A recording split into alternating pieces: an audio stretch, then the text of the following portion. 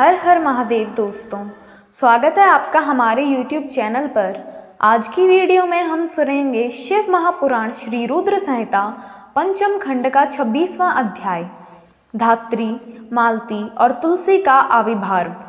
व्यास जी बोले, हे ब्रह्मपुत्र संत कुमार जी, जब भगवान श्री हरि विष्णु की माया से मोहित होकर जलंधर पत्नी वृंदा छद्म भेष धारण किए विष्णु जी को अपना पति मानकर उनके साथ रमण करने लगी, तब श्री हरि की भी उनके प्रीति जुड़ गई।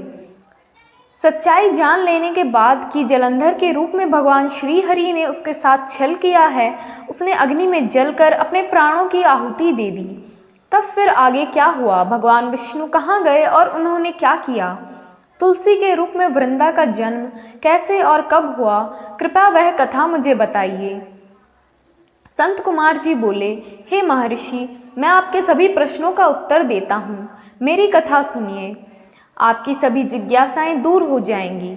जब वृंदा ने विष्णु जी द्वारा ठगे जाने पर अपने शरीर का त्याग कर दिया तो भगवान विष्णु को बहुत दुख हुआ और वृंदा की चिता की राख को अपने शरीर पर लपेटकर इधर उधर मारे मारे फिरने लगे।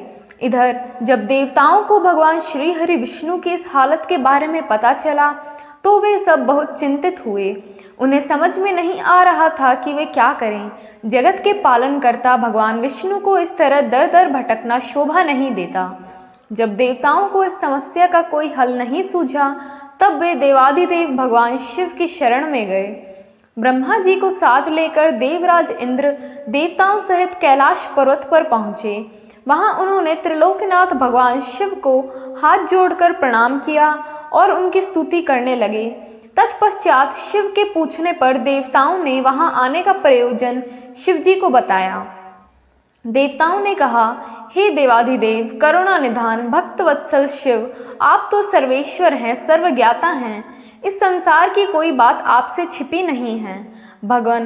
भगवान श्री हरि विष्णु ने दैत्यराज जलंधर की पत्नी वृंदा को जलंधर का रूप लेकर ठगा, परंतु उसके साथ साथ रहते श्री हरि विष्णु भी उनमें प्रीति हो गई और अब वे उनका वियोग सह नहीं पा रहे हैं। वे अपने शरीर पर वृंदा की चिता की आग लपेटकर योगी बनकर इधर उधर घूम रहे हैं। प्रभु, आप उन्हें समझाइए कि वे ऐसा न करें। भगवान, यह जगत आपके अधीन है और आपको ही इस समस्या का हल निकालना होगा ताकि वे पहले की भांति होकर अपने कार्यों को पूरा करें। देवताओं की इस प्रकार की प्रार्थना सुनकर भगवान शिव बोले, हे ब्रह्मा जी, हे देवराज इंद्र व अन्य देवताओं, यह सारा जगत माया के अधीन है, परंतु इस जगत की जननी मूल प्रकृति परम मनोहर महादेवी पार्वती इस माया के वशीभूत नहीं है। उन पर इस माया जाल का कोई असर नहीं पड़ता।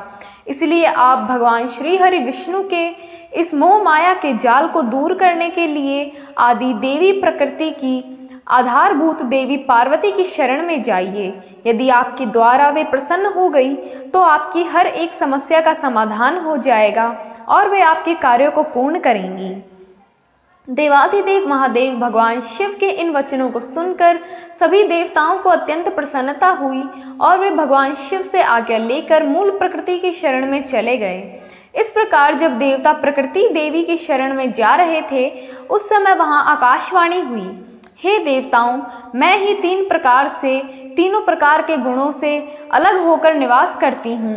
मैं सत्य गुण में गौरा बनकर, रजोगुण में लक्ष्मी और तमोगुण में ज्योति बनकर इस जगत को अलौकित करती हूँ। इसीलिए आप अपनी इच्छा पूर्ति हेतु देवी जगदम्बा की शरण में जाओ, वे अवश्य ही तुम्हारी मनोकामना पूरी करेंगी। यह आकाशवाणी सुनते ही सभी देवता गौरी, लक्ष्मी और सरस्वती को हाथ जोड़कर प्रणाम करने लगे और मन में उनका वंदन और स्तुति करने लगे।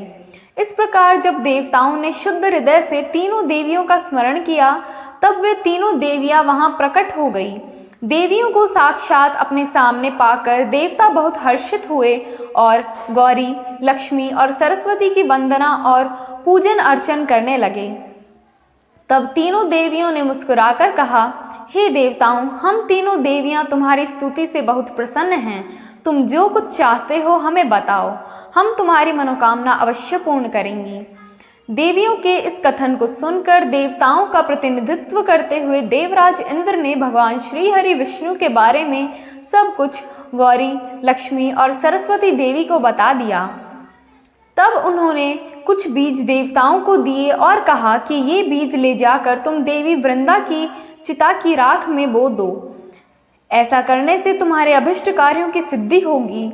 उन बीजों को लेकर देवताओं ने तीनों देवियों का धन्यवाद व्यक्त किया। तब देवियां वहां से अंतर्ध्यान हो गई। तत्पश्चात ब्रह्मा जी सहित सभी देवता उस स्थान पर पहुंचे जहां देवी वृंदा ने अपने प्राणों की आहुति अग्नि में दी थी। वहां पहुंचकर उन्होंने देवी द्वारा दिए गए उन बीजों को वृंदा की चिता की राख में डाल दिया। तब उन बीजों में से कुछ दिन पश्चात धात्री, मालती और तुलसी नामक वनस्पतियां पैदा हुईं। देवी सरस्वती द्वारा दिए गए बीजों से धात्री, देवी महालक्ष्मी के बीजों से मालती और देवी गौरी के बीजों से तुलसी का आविर्भाव हुआ। जैसे ही धात्री, मालती और तुलसी नामक ये स्त्रियां रूपी वनस्पतियां उत्पन्न हुई और भगवान श्री हरि विष्णु ने उन्हें देखा तो उन पर से माया का पर्दा हट गया और वे पहले की भांति हो गए। वे उन वनस्पतियों पर अपनी कृपा दृष्टि रखने लगे और तभी से धात्री, मालती और तुलसी नामक इन वनस्पतियों को भी विष्णु जी से विशेष अनुराग हो गया। तब भगवान श्री हरि विष्णु पुनः बैकुंठ लोक को चले गए। ओम नमः शिवाय।